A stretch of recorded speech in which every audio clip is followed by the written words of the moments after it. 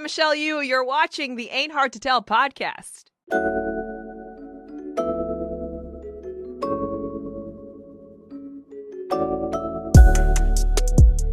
Backpack Broadcasting continues to bring you the best original sports content, but now you can get more of the content you love. For as little as $3 a month, you can get access to bonus content, including behind-the-scenes footage and interviews from the Sports Walk, Sideline Stories, or the Ain't Hard to Tell podcast. All this exclusive content comes via Patreon. There are tiered levels of patronage, and each Backpack Broadcasting patron receives exclusive perks. Your support helps Backpack Broadcasting create more of the original content that you love. Visit Backpack Broadcasting's Patreon page and become a patron today.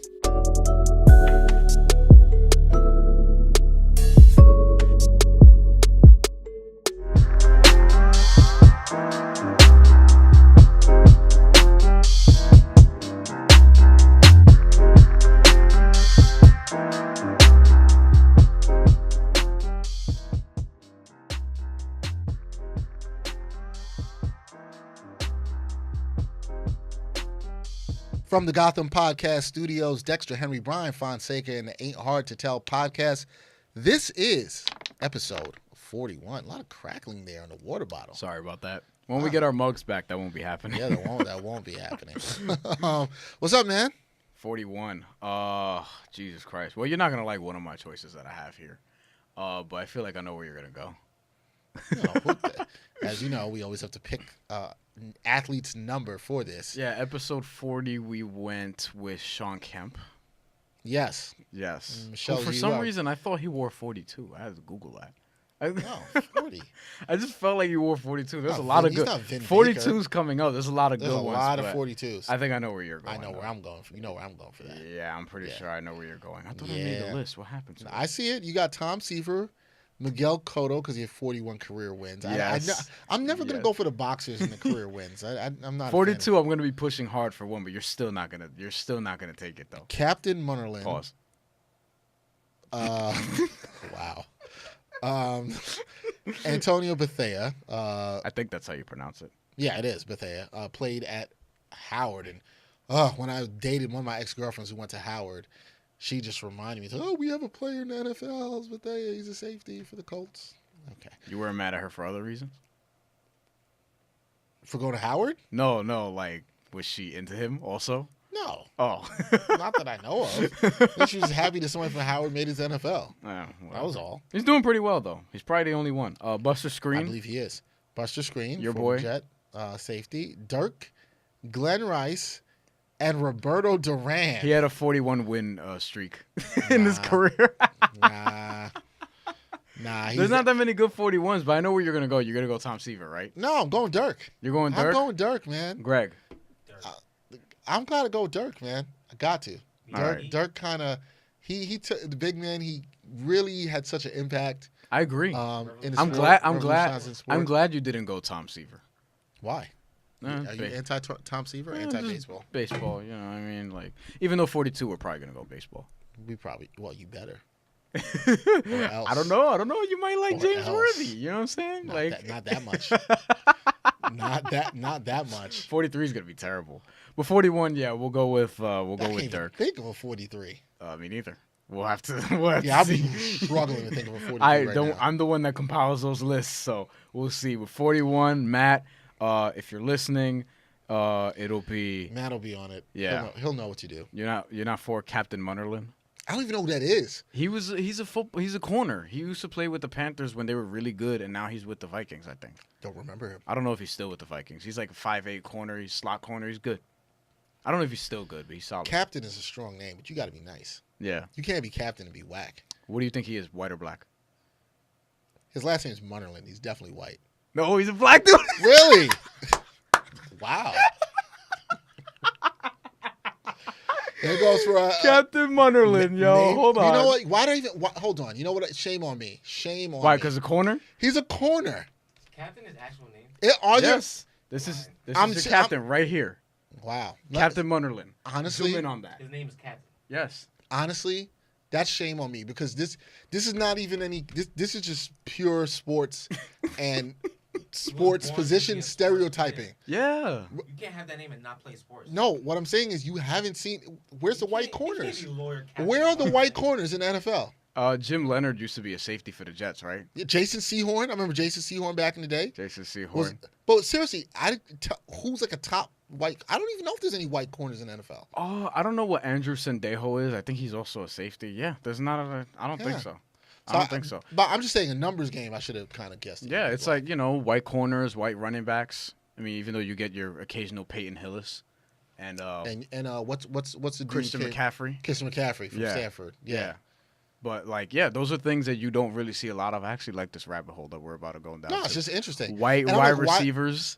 You don't get that. You get more of those, but you don't get that many of those. Not as much as they used to be. Yeah. Shout out Eric Decker. He just retired. He had a solid career for a third-round pick. Oh, he didn't hang on with the Patriots. I thought he just retired. I don't know. Now you guys have wrong information. I know he signed with the Patriots training camp. I don't know if he retired because he didn't. I don't know. Who knows? Who cares? I was about to say. I'm like about to Google it. I'm like, Decker. who cares? But yes, Captain Munnerlyn, black as hell. Would not have guessed that. I'm so glad that you thought he was white. I don't think anybody here would have guessed it. I'm not alone in that, but I should have known by his position. That's what I was wrong. Yeah. That's why I was a little shocked. You can do some racial stereotyping by position in sports. You can. Yeah. Oh, For yeah. sure. You know another one? What does Greg have here? No white basketball players. I've never seen them with a shoe deal. White basketball players with a shoe deal in case. Gordon Hayward has a shoe deal or was offered one. Did he ever have his signature? Like these are the Gordon Haywards. Nah, Dirk Nowitzki. These are the Nowitzkis. Like the Nashes. I don't think anybody's. I've never seen. I don't know if anybody's really had one since. I think Greg brings up an interesting point. White basketball player with a shoe deal. I don't know. Jason Kidd never had one. I don't think so. He did. Did he? He did. Anyone buy it? It was a dope shoe. I don't know. You about to buy Rafael Nadal sneakers? Oh, we're going back to that from last episode. Yeah, you're out here about to buy Rafael Nadal. Not there's anything wrong with that. I mean, yeah, it's a lot easier to kind of do that morally, isn't it, than Jason Kidd's? Ouch. Considering the history. Nets fans gonna be loving you tonight. Oh, I don't care. Yeah. I don't care. Anyways, so we're going with Dirk Nowitzki. Yeah, we're going with Dirk. Speaking of white guys without shoe deals. Yeah, I would have copped some Dirks though. Are there Dirks? No, I don't know. I bet you there are Dirks in Germany. Someone look up, see, hold on. Somebody probably was rocking the exact. You decided to Google this as opposed to Eric Decker. I mean, I see sneakers, but I don't. There are no Dirks in Germany. There's the next Dirk. There's a Nike Hyperdunk Dirk Nowitzki edition from 2010. Does that count? It does, but see the thing. They look exactly like you think Dirk Nowitzki sneakers would look like. But see, the thing is, they look like dad sneakers. I think what Greg's getting to no offense, because you're a dad. Yeah, I hate when people say that stuff now too. It's like, yo. Now you get offended you look like a dad. when somebody says, "Yo, them Curry's are dad kicks." You're like, "Hey, relax." I'm like, no. Yeah, I wouldn't rock them. They're just not fashionable. The ultimate. What are the ultimate dad kicks? What are these Nikes that are like? They have like gray trim. They're white. They're white, gray trim, a little bit of blue. What are they called? Odysseys, I think. No idea. You know what they're called? I think it's called I Odysseys. just bang my ear on the thing. Nah, because these kids try to turn it into some Supreme shit, like, because they try to like remake it, and now it's like a trendy thing now to have that shoe. I hope people could hear Mikeless Greg. Greg talking without a mic. Yeah. Thanks, Greg. Pick one of those up. Put the camera down real quick. Yeah. Anyway, okay. I'm not talking about Dirk sneakers anymore, and Captain Munnerlyn. No, yeah, I'm good. I'm pretty much over that. Well, once upon a time, a black quarterback was a rare thing, but that's Yeah. We've passed that, just not in how they have overcome how they're viewed, so to speak. Yes, we haven't gotten past that. Yeah. Unfortunately, yes. What's going on with you? I don't know. I'm still trying to figure it out. You're trying to figure it out. Oh, great. You got Bryan trying to figure That's out life. typical. I've learned that's a typical answer for a New Yorker in their 20s. Answer for someone in their 20s. Yes, it is. Yes, It's especially for a New Yorker. You're trying to figure it out. The freelance life, Dexter. What I mean? You're gonna figure it out. Trying to get paid for my services. Pause. 'Cause I don't want people to take that the wrong way. Come on, But- man. Nobody was even thinking about that.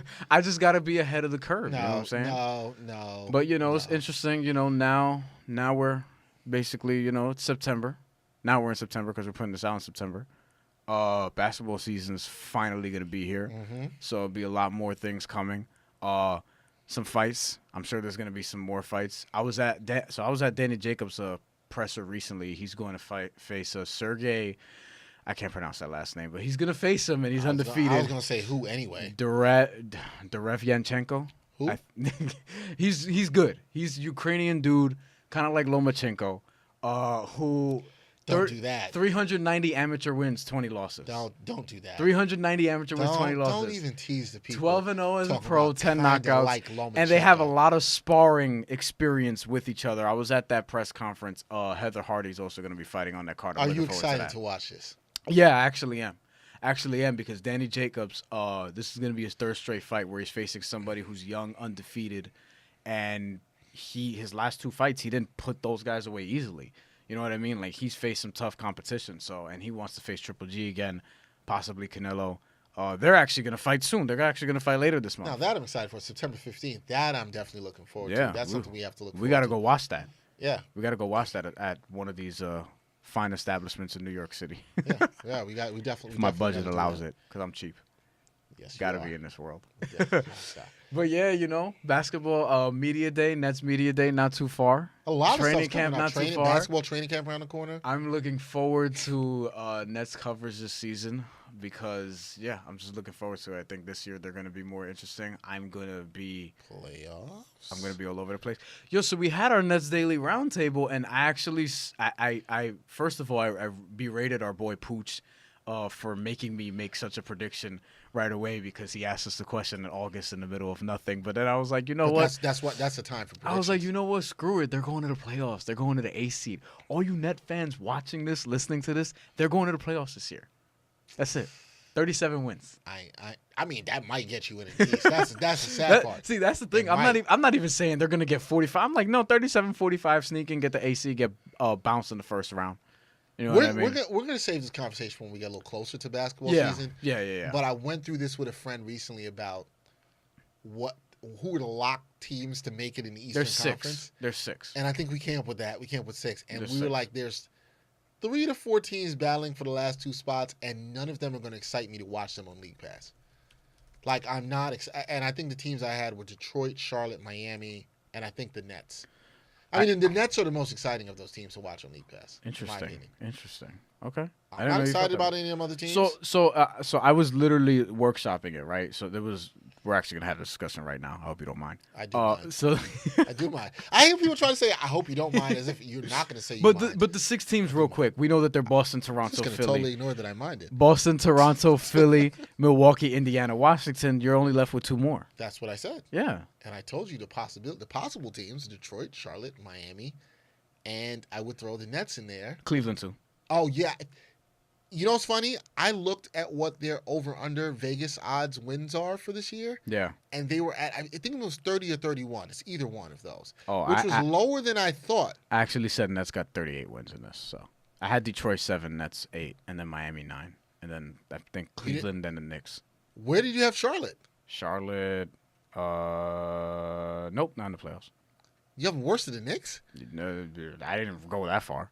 I said Miami 9, and then that was it. The Knicks are 10? But I could change my mind because I could do that now. Once we get new information, somebody tears an ACL, you readjust. Yeah, God forbid. Ask me more when we talk in October next month. We'll talk more about that. I'll let you be smarter with your predictions. Yeah. Oh, the good stuff. Not go out on a limb. Good stuff is coming. Baseball playoffs, pennant races are heating up. Is that a good thing? It is a good thing. Get into the playoffs. That means the long season will be over. Yeah.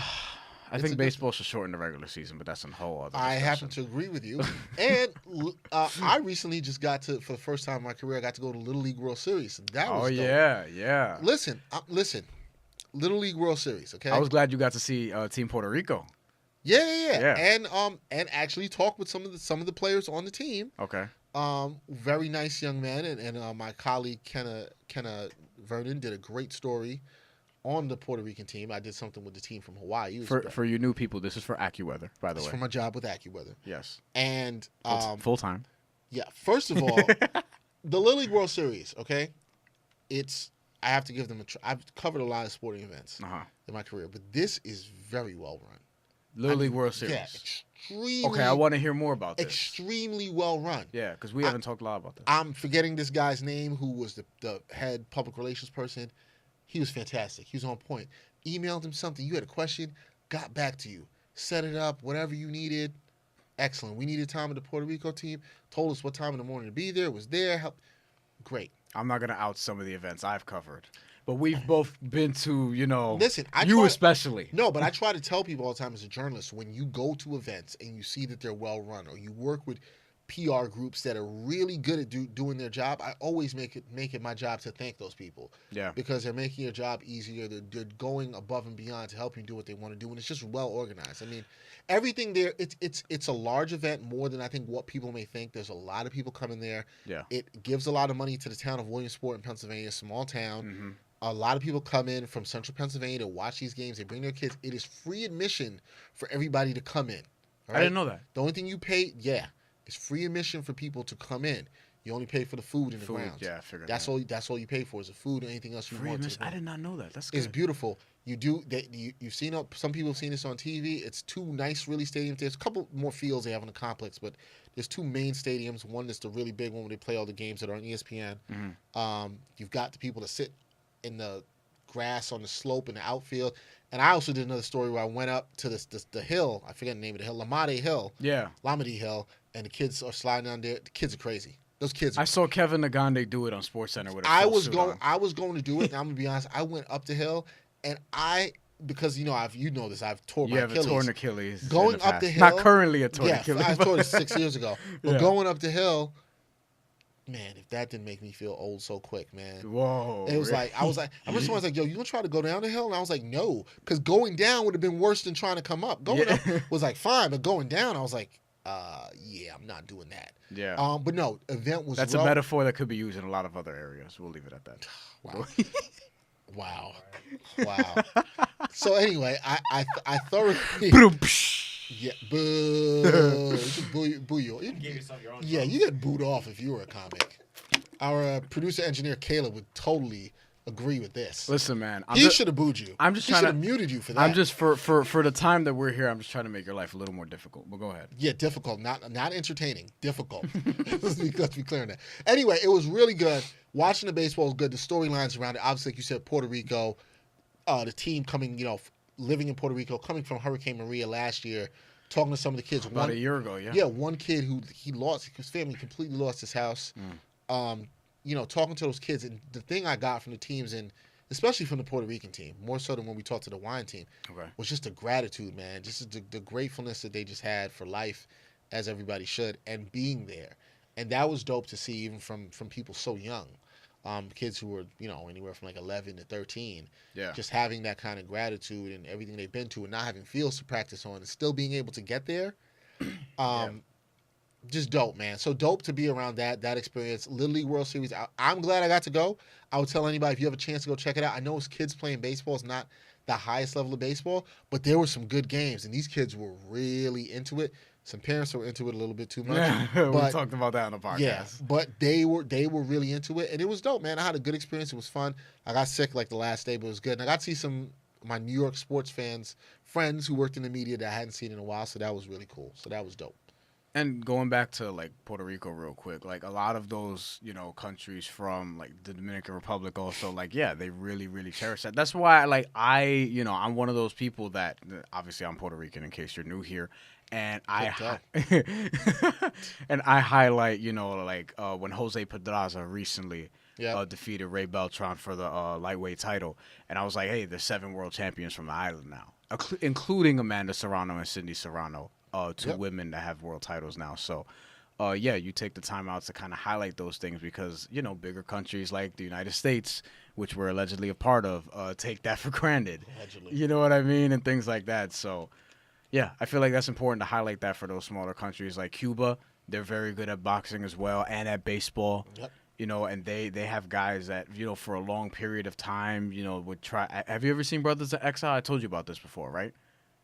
Orlando Hernandez and you told Levon me about Hernandez. it, but no, I It's haven't so watched good, it. man. It's so good. If anybody who's watching, listening to this, Brothers in Exile, tell me like that is not one of the best things you probably ever I gotta seen. watch that. You told It's me about really it. I good gotta because watch it. you know you get, and without giving too much away, spoiler alert, although it came out 4 years ago, you know, you're given a true glimpse into what it's like just being from there, trying to get to America. You know what I mean? All those Right. different times, and Levon Hernandez had to go through a lot before he finally make it, but he went really young. Orlando Hernandez was a little bit different because he had a family situation. Yep. And then you hear these stories like Guillermo Rigondeaux, who, you know, fought Vasyl Lomachenko. Great boxer, though. And he had On that fight. But he, you know, for a long time was an amateur, great amateur too, turned pro like later in his 20s, became one of the best in the world. And he was somebody who, you know, left his family behind and couldn't go back to see him. Erislandy Lara, same thing. You know what I mean? Except like he ended up bringing his family with him, I think, for a period of time. So he's from Miami now. But yeah, so a lot of those things you know, I think the Little League World Series, you know, is good because you get to find out some of those kind of stories as well. Although obviously not with that level of magnitude because they're not yet adults, but some of these kids, like, they go through the same thing. Yeah, no, and it was really good hearing from those kids, and then even the Hawaiian team, because we had Hurricane Lane about to hit Hawaii, and I did a story on that. Yeah, and they ended up winning the entire thing. Yeah. You know, beating South Korea and shutting it out, and that's their third Little League World Series title. So that was really good, and it was really good. And Is that why Benny Agbayani was trending that day? Yeah, that's why. Okay. That's why he was trending. And Okay. I think after the win, when I forget what night it was that I was there, but I think it was the first night I was there. You know, because when you go into the press conference, it's a lot of, they just keep it to the game. So I talked to the PR people and said, hey, you know, from AccuWeather, I want to ask the team about, you know, the hurricane coming and how they would be with that. And they told me, yeah, you know, it's cool. Just don't make it too long. But it's cool. And I asked the coach 2 questions, and the manager, excuse me, his last name is Oda. I'm forgetting his first name right now. But he was really emotional, man. Yeah. I saw that. Yeah. I posted the clip on Twitter, and I asked him, and nobody asked about that, and he was just really emotional about it. He stopped in the middle just talking about what it meant for his team to do that and how they hope they were inspiring other people, and hopefully they did. They won the whole thing. Yeah. So I know it's been tough for them back home, a lot of flash flooding and things in Hawaii, but you know, that's the good thing about sports sometimes, when you see stuff like that, when you can do those kind of stories. And it's almost like journalism matters. Oh my God. It does. No, but you know what, it does. And for what I do now, even in doing stuff around weather, it's nice when you could tie that in to see how weather impacts people and how other things that the weather impacts people, how something else can impact them, maybe be a distraction for them, or give them hope, or see how these kids are keeping their spirits up and to win something despite what was going on back home. Yeah. For the kids in Puerto Rico to make it to the international championship game, despite, you know, so much of their country not getting the relief that they need to be getting, and still trying to build themselves up from what happened last year. Yeah. And to, you know, they're playing a game and they're putting smiles on their faces, and it inspires you. That's why you got to keep working hard and doing more. There's a lot of people going through some stuff. Oh, we're gonna get into that. A lot of people going through some stuff. But you know, there's a lot of people always complaining too, and this is why gratitude matters. So that's something I took away from the League World Series. That's good. Yo, man, be grateful. You know, be grateful. We should all be grateful. We're all blessed to be breathing and doing what we're able to do, no matter what that is. And if you're not, you should try to find and do what it is that you like to do. And we'll get into more of that, because Bryan. All right. Sent me last week. Bryan was on. I don't know what he was on. He What? was on something. What? I'm trying to. I don't remember. He was on his email kick, sending me these videos of different things, and he sent me I was in the YouTube rabbit hole. He sent me a video from the Joe Rogan podcast. I did. And I was going home. I was on the train. I watched like half of it, and then I was listening to it when I got home. I was cooking some dinner. And this video that Bryan sent me, we're going to get into this after the segment. This video I found to be extremely inspirational. Mm-hmm. I was just like, I had to call Bryan. Like, yeah, after. It was so good that you called me. I was like, yo, this is dope. blah blah blah. Yeah, And it came at a time where we both needed to hear that sort of thing yeah. from somebody at that level.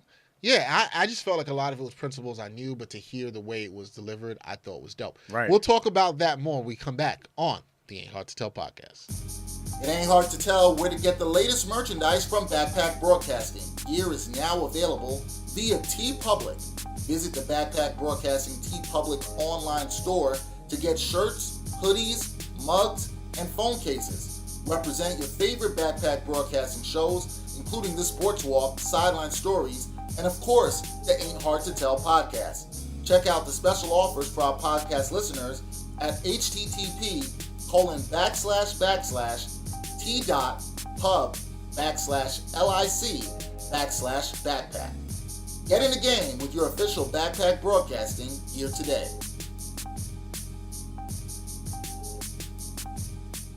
Welcome back to the Ain't Hard to Tell podcast. Dexter, Henry, Bryan Fonseca here. Episode 41, the Dirk Nowitzki episode. Yeah. And we're going to get Greg a pair of those Dirk Nowitzkis to rock.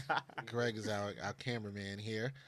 Before the break, we talked about a video you sent to me from Joe Rogan. And basically, the topic of this video was to inspire people, basically to get off their ass and get their lives together. And the other dude was Dan Carlin. Dan Carlin was on it too, yes. And they both had excellent points, basically about getting off your ass and getting stuff done. Yeah. Right? Especially in today's age. Yeah. And the thing that you sent this to me, and the thing that really hit me with it, and I found motivation, I hope people can probably take this from what we do too, was that I think Joe Rogan and Dan Carlin's point was that, look, a lot of people out there are working every day. Yeah. Working jobs, 9 to 5. Long They're hours. overworked. Yep. And probably underpaid. Yeah. Most likely underpaid. Most likely. And they come home. And there's a lot of people out there who have ideas, want to do different things, want to try different things, but they're so burnt out from their jobs. They get home, they're like, nah. Don't get the energy. Nah, I'm going to just do this Netflix and chill. And that's it. Yeah. Right? And can you blame them? No. I don't blame them because of the capitalistic society that we're in, the way it's structured and the way work is, that they're meant to feel that way. The thing that Joe Rogan was talking about, among all that really hit me was, and I thought that we were just on the same wavelength with this. He talked about the way our society is, the capitalistic society we live in here in America, and also the educational system, how it's just designed for most people to be worker bees, right? To work for a company and think that that's the best way that they can move up. And I'm not trying to just crap on all companies, because there are good companies out there that actually do care about people. More of those are probably small businesses, but that actually are startups that actually are trying to build something, that actually do care about people and what they're trying to do. Right. But I think for a lot of people, the question was, are you really fulfilled in what you're doing? Are you getting up every day? Are you doing something that you love? Right? Like, yeah, you can have a job that maybe is what you got to do to pay the bills. Our engineer here, Caleb, he works here at Gotham Podcast Studio, but he's also a comedian. That's like his real passion. Right. No shout outs about casting no aspersions to what he's doing now, because he loves producing these podcasts. Right. But he also has something he's working to. So my point is that you can work at a job and still work on your passion, and you need to do something like that to be fulfilled. And Joe Rogan's point was, today with the internet and everything you could do, you can create. You can do this. Yeah. And the reason I called Bryan about this, and I was so inspired about it, I said, man, this really connects a lot to what we have done. Yeah. And still trying to do. Yeah. And it is coming up. By the time we do our next episode, we're coming up on a year that we've been doing this podcast. Yeah. And for people, I think we spoke about this in the first episode, for people who don't know, Bryan was the one who came to me with the idea to do the podcast. I wasn't thinking a year and a half ago about doing a podcast. I was like, I don't do a podcast. There's a million podcasts out there. Everybody's doing, which is not a reason for you not to do something, because there's a million things out there. It's funny because, like, right before that, though, that was kind of like, oh, man, we could, but, like I was fighting with the idea before I even came to you about it, just because, it's kind of an oversaturated market for that now. But, at the same time, I'm like, we can do this better than a lot of other people, for lack of a better way There's of not, saying that. yeah. Just I think, And indifferently and things like Joe that. Rogan made the point in the video I thought was another excellent point, which just because there's a lot of people doing something isn't a reason for you to not to do it. There's a lot of comedians out there. It's not a reason for Caleb to not still be a comedian. Right. There's a lot of photographers out there, cameramen, and Greg is doing our video here. It's not a reason for you not to do it. You just believe in yourself and you go out there and you do it better than everybody else. Yeah. And I believe in that. I think when you have that attitude, you can create great stuff. Yeah. And even if people have this, I think there's this thing that goes out there that everybody has to like what you do. Rule number one, everybody ain't gonna like what you do, Yeah. and I don't like everybody. Yeah. And that's okay. Right? That's fine. That's fine. There's yeah. enough people in the market share, the way things are so open with the internet, that you can get enough people to mess with what you do. And we've built people that have followed what we do and love listening to our podcast, or the guests that we've been able to have on. Mm-hmm. And we're very blessed to have been able to use some of the connections we have to get some friends that we have in the industry, athletes that we know, musicians, hopefully some more coming up. These are the things that can happen. Now that's a tease. Right, but you had to tap into what you have and work that and make the most of the opportunity. And when I watched this video, I called Bryan. I was like, "Yo, man, I'm ready to go. Yo, word. I just wanted to do more." I'm about to cut mad clips right now, and you did. no, but no, because one of the things I took from it too. There's so many things I took out of that video, and I really encourage people to go look at it. Joe Rogan, Dan Carlin. I don't even remember what it was called, but if you look It's called "Create the Life You Want to Live," Create the Life You Want to which Live. is basically the premise of that Yeah, conversation. and I know somebody be like, "Oh, well, why are you here? You're shouting out another podcast." Because I listen to other podcasts. Yeah. We listen to tons of other podcasts. Here at the Gotham Podcast Studio, we're part of a network of other podcasts. Yeah. So we listen and collaborate with other people, and that's how you can also help to build your stuff. Yeah. That's also the beauty of today, right? You can collab with people. There's people Bryan has known that we brought on this podcast. There's people we've known through other friends. It could be anybody else we knew that was part of the family that brought people on. That's the beauty of the internet. You don't got to wait for somebody to do something for you. Yeah. That's how I started Backpack Broadcasting, to even be able to do this podcast. I didn't wait for anybody to do it. I said I wanted to have more opportunities to report, and I did it. And it got me to other places I want to go. There's no need to wait for anybody. And I think that should motivate a lot of people out there. You don't have to wait for somebody to do what it is you want to do. Yeah. And granted, it's tougher for other people. Some people are in situations where, you have to sort of have those jobs where, hey, maybe there's rent to pay and things like that. But, you just have to just find the energy, I guess, is lack of a better way of saying it, to just really go out and work on your passion projects. Because going back to Joe Rogan, he has said that when he started the podcast, he didn't have the idea of, oh, this will supplement, this would bring in some more income that maybe I'm not getting from comedy. It was just a passion project. And they just built it and built it and built it and built it. And now it's become what it is. When we started this Ain't Hard to Tell podcast, and it still is very much a passion project. Who the hell knows where we're going to end up taking it? Obviously, we have big goals and aspirations and things of that nature. But still, at the same time, I think it's dope. I'm somebody who tries to live in the moment. I think it's dope where it is, and I'm enjoying that. Of course, there's more places you want to go, but from where it started to where it is, just in the space we were in to where we are now, to some of the other things that we're able to do, or the connections we're able to make, that's dope. And what people should also take from that I think Joe Rogan spoke about, it takes time. Yeah, you got it takes time. And that's to get what that's what I've really had to learn. Is that, and it's funny because one of my friends is going to start her own podcast very, very soon. Yeah. And she kind of consulted me about this, I guess, the other day. And we were just talking about, because she was like going through the steps and things like that. What I was trying to basically stress the most of is it takes time. It takes patience. It takes consistency. And you have to enjoy it. You know what I mean? All those things. Like, doing a podcast is easy if you just want to, like, just do a podcast. But if you want to be consistent, if you want to have a certain level of quality, if you want to make sure you're still enjoying it even though you're putting in the work, all of that stuff that comes with it. You have to be ready for that. That's the hard part. Trying to stand out, that's the hard part. Getting Sky Zoo one week and Howard Beck the week after, or whatever, however order we did that. That's not easy to do, nor is it, something that people will always try to do. Some people just want to do it just to talk and have their own outlet, which is fine too. And that's fine. And we've been fortunate enough to use the connections that we had within the sports industry to get certain guests, or people telling us, hey, we'd like if you bring this person on, and sometimes listen to that, or people that maybe hadn't been on certain platforms to give them a voice to do that. And we hope that eventually turns into some bigger things, which we may have in the future. But I think that the hardest part, I think, really always is doing it. with anything in life. And the reason I think we even talk about this, we talk a lot of sports and hip hop, but this is just so important, I think, to talk to people about just doing stuff. Yeah. There's a lot of people out there. There's a lot of younger people out there I've mentored in journalism, sports journalism. And I tell them all the time, it's like, do your own stuff or start doing your own stuff or connect with people that are doing that, because that's how you're going to be able to get things done. Yeah. You know, I remember, man, this is 8 years ago, but I remember, no, this is more than 8 years ago. Oof. My out of college, my mentor, and I think I spoke about this a little bit before on the podcast. Mm-hmm. My mentor kind of is one who told me you should start doing your own thing, something with backpack journalism. And that's how backpack broadcasting came about. Yeah. He was like, you really need to do your own thing.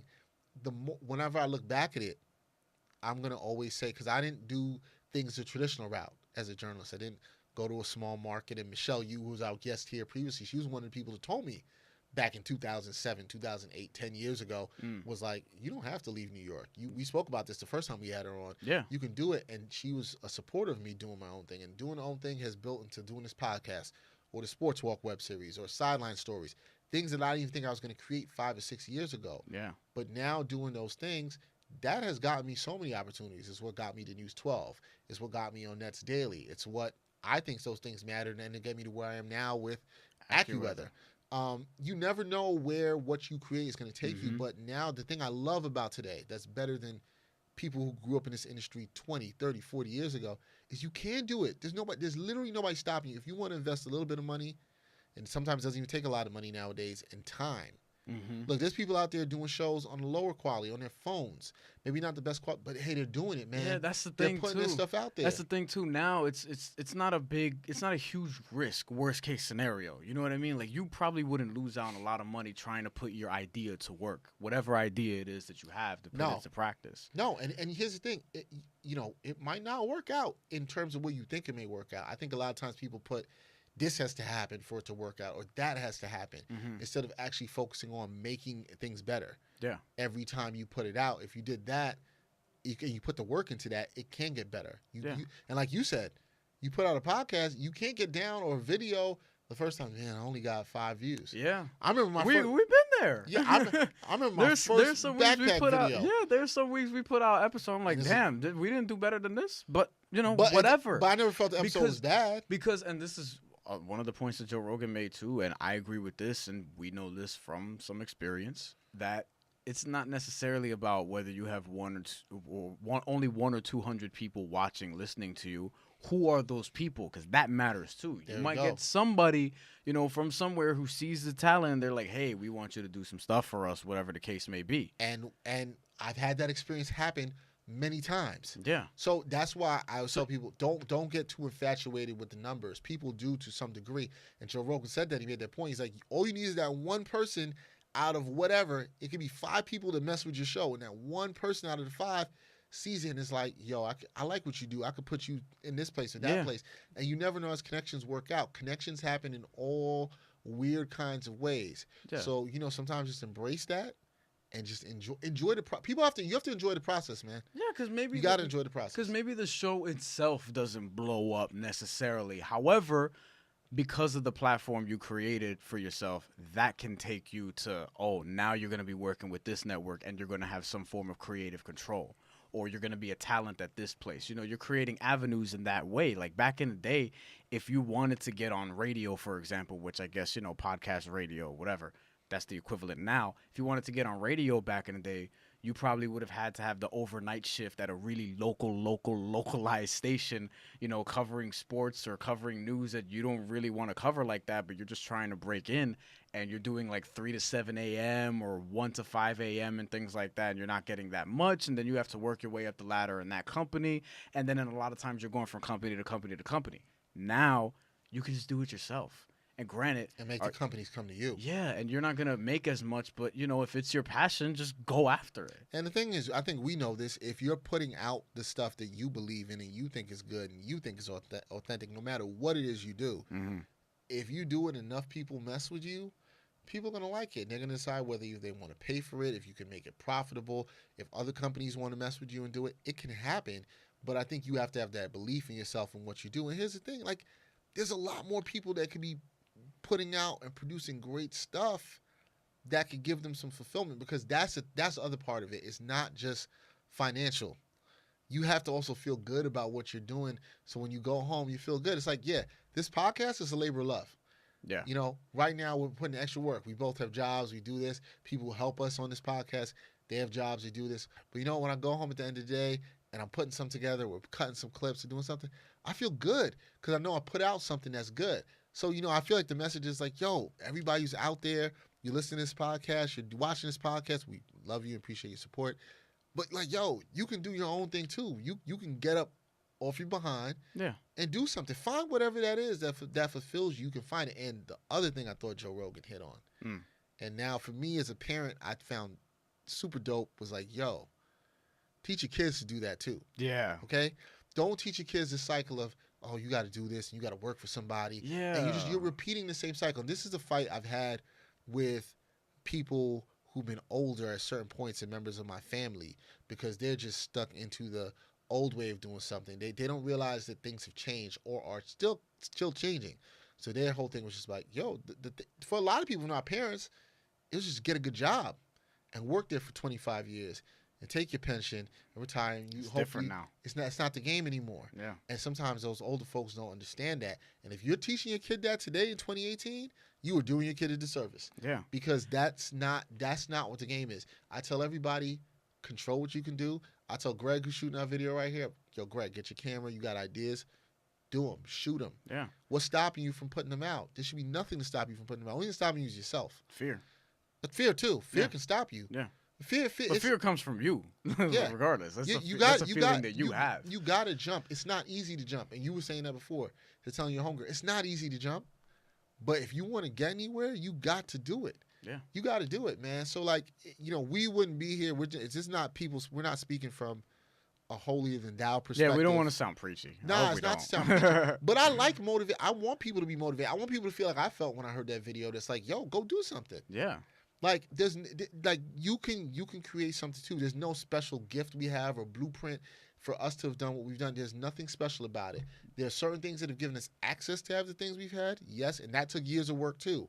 Yeah. But there's nothing special. Everybody can go and create. And I love supporting independent creators. You know that about me. Yeah, me too. I love supporting other creators. I love collaborating with other people. I love seeing that. I love people doing anything that they love to do, and I support that. Yeah, I find a level of inspiration in what just happened with Joe Budden in terms of getting that Spotify deal. Even though, man. you know, it's a little different because he's Joe Budden, but at the same time, he worked for it though. He's had a lot of trials and tribulations and things like that he's had to overcome. It wasn't an easy road for him either, and he waited and waited and waited. And he touched on that in his podcast too, about the struggles of just, you know, trying to get a deal. Are they ever going to get a deal? And then 3 years later, after they started, probably more than 3 years, and they ended up with getting Spotify.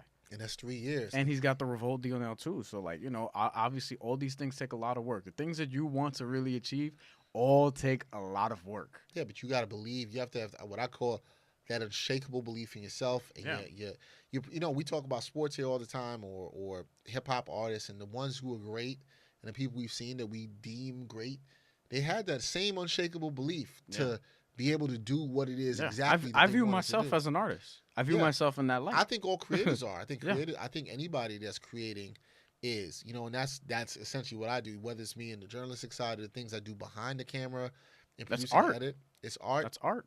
We create. Writing is art. Recording, like, fighting is art. Even. Yeah, but like, all those things are art. And the thing is, you know, that's again to bring it back is you got to just put your stuff out there, and you know we have, and we that's why we appreciate the support of people and the things they've done.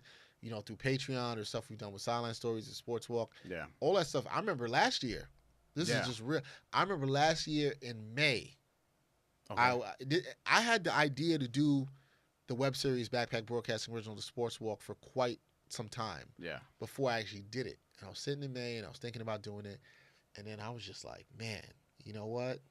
I was like, man, if I do this, I don't know if anybody's going to like this or they're going to feel the way it's done. It's just somebody walking around talking about different. I was like, you know what? I don't know if anybody's going to really feel this. I was doubting myself. Yeah. Yeah, I know I might come across very confident, but I was doubting myself. In May, it was around the time the podcast idea was floated out there. It was floating out there. So I was doubting it, and I forgot who I spoke to about it. I think it was Producer Matt Finese, I spoke to him about it, and I think Lewis, our director of photography, and they were like, yo, no, that idea is dope. And they said I should do it, and then I did it. I'll never forget this day. The day I shot the first 2 episodes, which Bryan was the second episode. Yeah. It was a rainy day in late May. Yeah. I remember it was like just before my daughter's birthday. And I was like, I got up that morning, and I called Naomi Gray, friend of the podcast, who was in the first episode. Yeah. And she knew we were scheduled, we were going to shoot it. And she was like, "Oh, you still want to do it?" It's like pouring. And I was like, I remember the week I had. It was crazy. I had no other day off to do it. If I wanted to get it out by June 1st, 2017, which was the first day of the sports world, I get it done. And the thing I remember about, and I always will feel fulfilled about, is I said, nah, you know what? You got to go out there and do it that day. I don't care if it's raining, pouring rain. I got some rain gear, threw it on the camera. Naomi got an umbrella, put an umbrella up. We went out there, walked in the rain. Bryan shot later when it wasn't raining as hard, and we got it done. And then we did 13 episodes that season. And we have 9 episodes in for this season, and it's going good. It was selected for the NYC Web Fest last year. Stuff I wouldn't even have imagined just by doing it. And you know what the funny thing is? I haven't made $1 off that show, but I loved producing that show. Yeah. I've shot all the episodes this season by myself. I love doing it. You probably will at some point. So yeah, I believe it. I believe it. People like it. I think it's grown, but I actually like doing the show because I like the opportunity that it gives sports fans, and that's the joy I get out of it. Yeah. It's not all monetary. There's a filming and doing. It's a labor of love. I've done it the last 2 summers, and I'm sure we'll do it again for season 3. But I love doing it, and I love that even the place I work at for a full-time job allows me to still do my own independent stuff. So that's dope too. If you can get with places that allow you to be free and be independent, to really hone your what I'm chasing. Hone your skills. That's good because when I even took an interview with my current job, they knew about they looked at my resume, they looked at the stuff I produced and created, and they liked that, and they were intrigued by that. That made me. I was like, wow, that was shocking to me. And because it's like, and I'm in that sort of position where I'm not gonna lie, but you search and things like that, but you feel like all the things you do could come as a hindrance because some of the people are like, oh, I'm gonna want to tie you down to, whatever this thing is. And you're doing so many things, so it's like they might not see. Hey, let me get somebody else with less experience. Let me get somebody else who isn't as accomplished, so I can pay them less. That's sort of the fight that people. Yeah, and I used to be afraid of that, and I used to fear that too. Like, yo, do people look like I'm too all over the place? I don't feel that anymore. No, because now. I just don't. I'm just like, but you're lost. I think there was a place. I think there was a place in time in journalism where people looked at you doing certain things as a negative, and it did stop you from getting jobs. But I think if things shift and people in certain positions are getting a little bit younger than they were there, they're starting to see that that's actually an advantage. You being more diverse is an advantage. I believe diversity is key in journalism. I believe it's key in everything you do. Having multiple skill sets is advantageous. I think people are starting to see that. People used to look down upon it, but I do think that's shifting. I do think that, and going back to what we were talking about earlier, college, I do think that to some degree, well, it depends. Everybody's situation when you go to school is different, but I do feel like that the educational system, so to speak, does somewhat of a disservice to, the true creators out there for the most part. Because it doesn't encourage it. Yeah, I remember, my experience probably wasn't as negative as other people's, but I don't ever recall being encouraged to do a lot of the things I'm doing now. I kind of just took it upon myself and figured out I could do it, and then I was just like, I'm going to do it. You know what I mean? Like, I feel like I've learned a lot more in the last couple of years just kind of being on the job and just freelancing all over the place last few years than, my 4 years at the school. I think that all the people in my life that I would definitely say are important to me in my career were people that I liked from elementary school to middle school to high school to college, to relationships or family, have all been people that have encouraged me to do more, be creative. Those are some of my favorite teachers. I get that more now. But looking out back, of school, I see it more. Those are the people that are really important. They're the people that said, yo, you can do this. You got the talent to do this. You should be pushed to do this. Whether it was my English teacher, 6th grade, a Philippa Scholar, Miss Hyde, who encouraged me to write more and do a storytelling contest. Something a lot of people don't know about me. I was the 1996 Brooklyn storytelling champion. So dropping some knowledge. That's something I haven't shared with a lot of people. I was that, and I did that. I lost in the city finals that year. Damn. Yeah, I went to city finals. I was Brooklyn champion. Went to city finals that year. Who'd you lose to? I don't remember, man. I was too pissed. I was too pissed to remember. I'll tell you what. Sidebar, real quick story. I'm all for holding grudges sometimes. That day, it's not a grudge. All right, That day taught me a lot. That day taught me a lesson. There's a lesson in that day when losing. I learned a valuable lesson in that you have to keep your focus no matter what's going on. That's something I'll say for another podcast when I get deep in that story. But you got to keep your focus no matter what's going on around you to perform at a high level. So I learned that even in losing, that's not always easy. I learned a valuable lesson in that.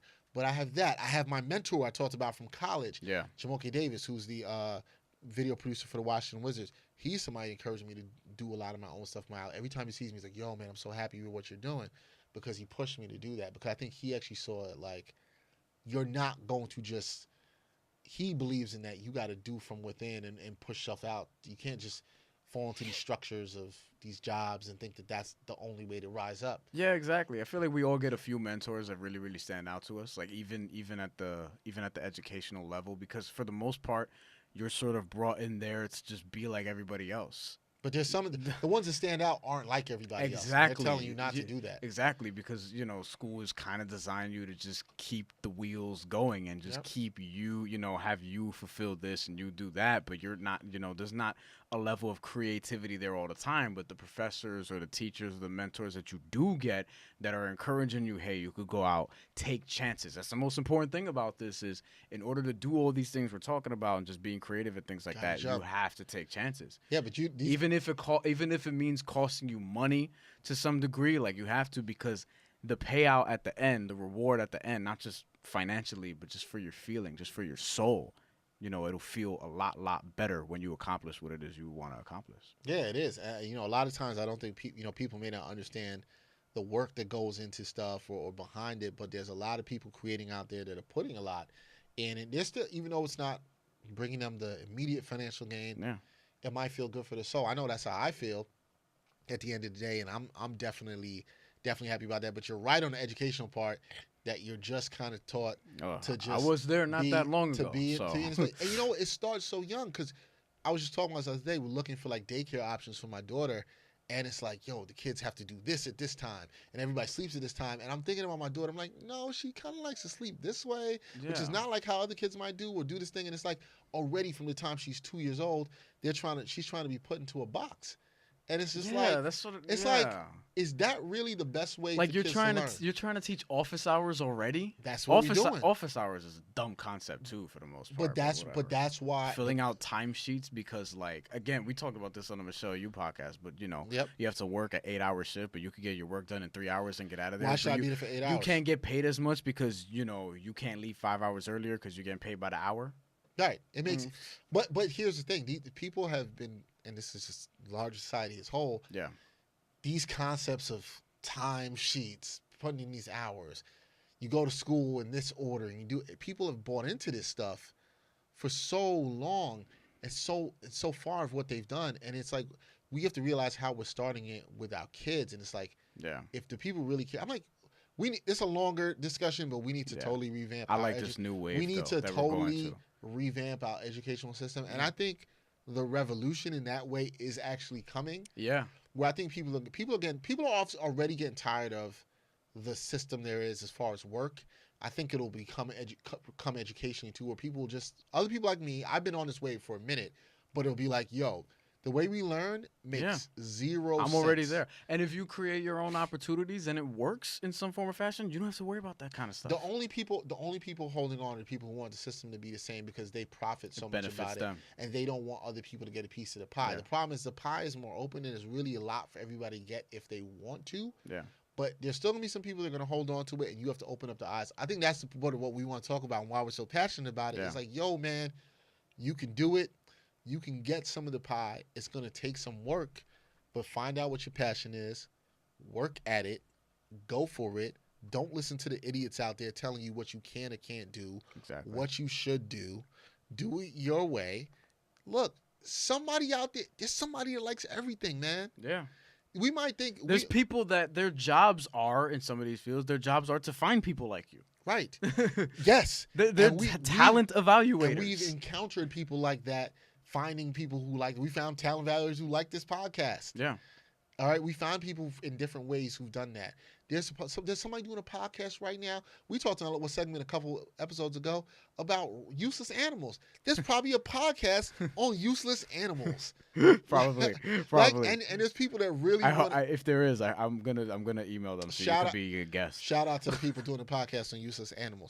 People are messing with that and want to see that, and that's the thing. Like, no matter whatever you do, there's somebody that's just interested in that. Yeah. So why then, if we can accept that to be true, and wrapping this up, why would you then tell your kids to go and work and do something that they don't even care about doing? Yeah. When they could find something that they really care about doing and connect with other people who do care about that as well. Why should you say to kids, hey man, just go get a good job. Yeah. Get that paycheck. The worst position you could be in is working at a job that you absolutely hate, but you can't leave. That sucks. That's why you have to try and create your own avenues. However it may come together. And you just have to do it. And another little tidbit we can leave for the people. Yeah. When you're at a job and you realize that you hate it, like I say, it's not always an easy situation to do. Yeah, because sometimes you got to pay rent. Sometimes you got to pay the rent, saying you got to do what you do. When you realize that either you hate it because you don't like what you're doing, or that job is screwing you over, or they won't pay you what you deserve. You know what the best option for you to do is? Leave. Leave. The instant you realize the job is screwing you over or it's not serving you anymore, my boy Dave Thomas said this to me a couple months ago, it's never going to get any better. He's right. It's never going to get any better. Yeah. No matter how much more money you think you get, it's never going to get better. Yeah. So absolutely choose happiness, man. Yeah. Choose happiness. Do what you love. And the money will come. I think it all takes care of itself, man. Yeah. Choose helps. You want to be great. I think that's what it takes to do it. Sorry, we didn't mean to make this a motivational podcast, but we hope that you are motivated. Right now, I see a bunch of people in here nodding their heads. Motivated, Greg? Caleb's motivated. His next set's gonna be crazy. It's gonna be crazy. No, but hey, we love what we're able to do and be giving you a podcast and just be able to talk about sports and there's obviously other things, real life things you can talk about too. But hey, get up off your ass. Do something great. Basically, yeah. Be great, man. Do what you want to do. Fulfill your soul. Yeah. Today it's always a good day to be great. Yeah. That's it for episode 41, the Dirk Nowitzki episode of the Ain't Hard to Tell podcast. Bryan Fonseca, that's my man. Dexter Harry. Until next time, peace.